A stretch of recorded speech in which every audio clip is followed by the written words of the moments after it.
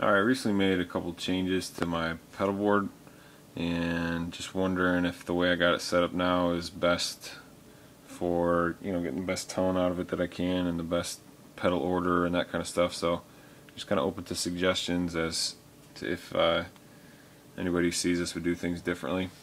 First, I'm running from my guitar straight into this Vox Wah pedal. I was playing just a regular Crybaby, but not that I didn't like the sound, but it just kind of got a little too trebly at times, so I switched out to this. It's a little, I don't know, I think it's a little bit smoother, a little more, I don't know, just sounds a little bit better. Then I'm just going right into the tuner from here.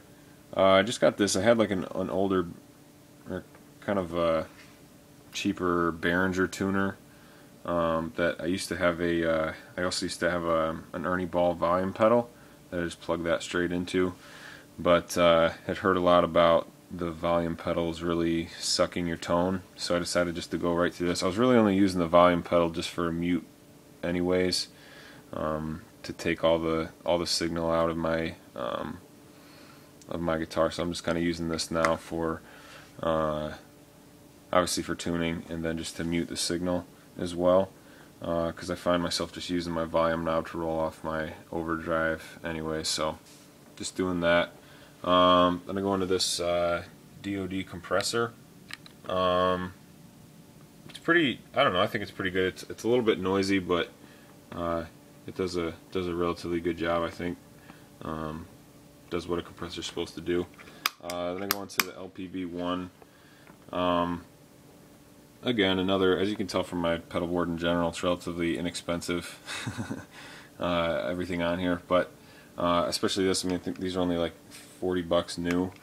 So I mean, it's a decent clean boost. I usually keep it, right around here. So actually, more like here, just to push the tubes a little bit farther and get a little bit more volume without like a full-on overdriven tone. Then I go into the Cool Cat, which is what I just sort of use for like a heavier overdrive. Excuse me, no. I go from this up to the twin overdrive from GFS that my brother-in-law put me on. It's got an 808 on this side and a TS9, I think it is, on this side. So it's sweet. I really love this pedal a lot.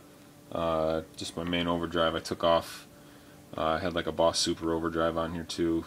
Got rid of that and went with this instead. I'm really happy with this pedal and think it's definitely one I'd recommend. Then from there, I go down into the Cool Cat overdrive. Just one that I keep set pretty heavy for stuff that is just a heavier overdriven sound. This is just more smooth, especially on the 808 side. And then if I want to throw on a little bit more dirt, switch to the other side, or have them both on at the same time. So then from the Cool Cat, I go into the DD7. This, I guess, is the exception to the rest of my fairly inexpensive pedal board. But I got a pretty good deal on trade-in. Guitar Center took me forever to get me a used one of these. So I said, for my trouble, you're going to send me a new one, and sure enough, they did. So kind of lucked out there. It's got just a little tap tempo switch that I got off eBay. But really like this a lot. It does great at this setting here for what is it, dotted eighth. The modulation's kind of cool if there was a little bit of chorus in there, and they also use the analog a lot too. And when I'm feeling like playing a little Hendrix, maybe I'll go to the the reverse. But I really do like this a lot. And from there, I just got this. It's a Behringer, I don't know if you can see it, a Behringer reverb machine is what it's called. It's like again, it's a fairly inexpensive pedal. It's about like $50. I got it off eBay. The main reason I got it is because of this setting here that's called the space setting, and it does that shimmer effect that the Edge made famous. So I kind of just got it to play around with as a toy, but I mean, they say it's a clone of a Verbzilla, Line 6 Verbzilla.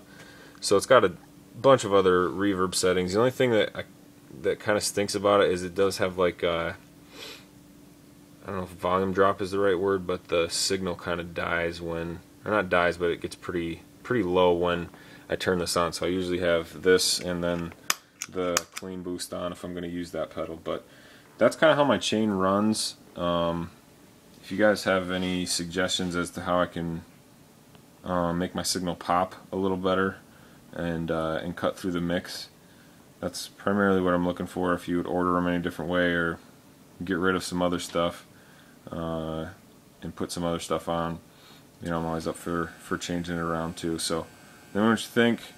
And I'm powering everything with a couple, primarily this one spot, and then I have a couple other adapters on here. That one just goes for the compressor, and then I have another one that is solely going to the delay. I might switch that and try going right to the reverb machine and seeing if that makes any difference with the way the volume drops. I don't know if that has anything to do with it or not, but anyways, that's how I'm powering it. So again, let me know your thoughts if there's any ways I can make it better.